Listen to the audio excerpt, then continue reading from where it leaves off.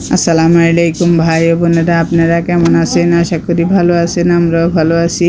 দেখুন, আজকে আমরা কবুতরের মাংস কষা বানাবো। প্রথমে আমরা কবুতর সুন্দর করে কেটে পরিষ্কার করে ধুয়ে নিয়েছি।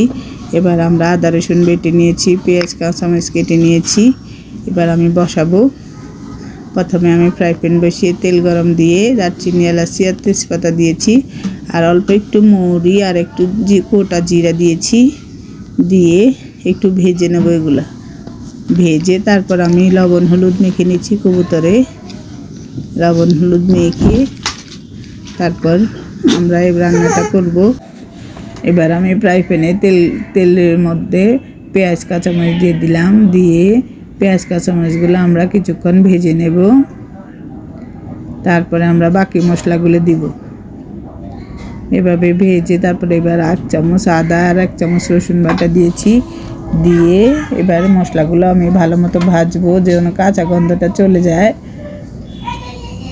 ভেজে তারপর আমরা হলুদ, লবণ, 1/2 চামচ লবণ, 1/2 চামচ হলুদ আর 1/2 চামচ গুঁড়ামরিচ দিলাম।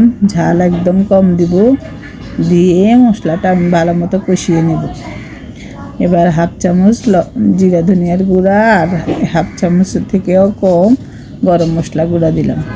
দিয়ে এবার আমি কবুতরের মাংসগুলো দিয়ে মশলার সাথে কিছুক্ষণ ভেজে নেব। প্রায় 10 মিনিটের মতো ভাজবো। চুলা একদম কমিয়ে রেখে কম আছে এভাবে ভাজবেন। ভেজে তারপর অল্প একটু পানি দিয়ে দিলাম। দিয়ে আরও কিছুক্ষণ ভাজবো। তারপর আরও একটু পানি দেব। এভাবে ঢাকনা দিয়ে আরও কিছুক্ষণ কষাবো। দেখুন কষানো হয়েছে। এবার আর একটু পানি দিব। এভাবে কতক্ষণ পর পরে নেড়ে দিবেন, কারণ এর নিচে দিয়ে লেগে যাওয়ার সম্ভাবনা থাকে। কষা মাংস এইভাবে রান্না করতে হয়। এবার কবুতরের মাংসগুলো দেখুন কেমন হয়েছে। এভাবে আমি নামিয়ে ফেলবো।